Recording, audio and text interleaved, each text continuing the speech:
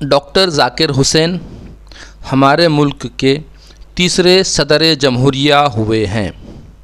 وہ 8 فروری 1897 کو حیدرآباد میں پیدا ہوئے۔ ان کے والد فدا حسین خان حیدرآباد میں وکالت کیا کرتے تھے۔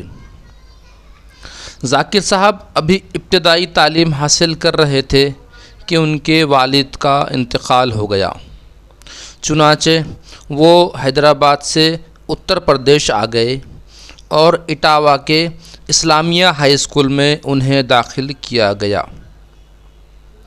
اسکول کی تعلیم ختم کر کے انہوں نے کچھ دنوں لکھنؤ کے ایک کالج میں پڑھائی کی، پھر علی گڑھ میں سر سید کے جاری کیے گئے مشہور محمڈن اینگلو اورینٹل کالج میں داخل ہوئے، جہاں وہ ایم اے کر رہے تھے۔ انہی دنوں مہاتما گاندھی کے کہنے پر مولانا محمد علی جوہر، مولانا ابوالکلام آزاد، مختار احمد انصاری، حکیم اجمل خان اور دوسرے قومی رہنماؤں نے دہلی میں جامعہ ملیہ اسلامیہ قائم کیا۔ بہت سے طالب علم اور اساتذہ مسلم یونیورسٹی سے الگ ہو کر جامعہ میں آ گئے۔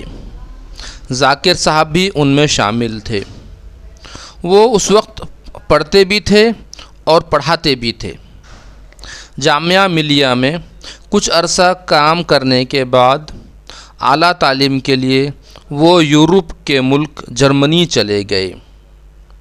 جرمنی میں ڈاکٹر سید عابد حسین اور پروفیسر محمد مجیب سے ان کی ملاقات ہوئی۔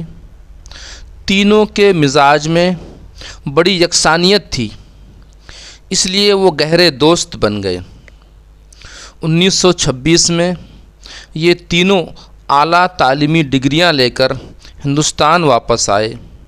یہاں آتے ہی انہوں نے جامعہ ملیہ کا کام سنبھال لیا۔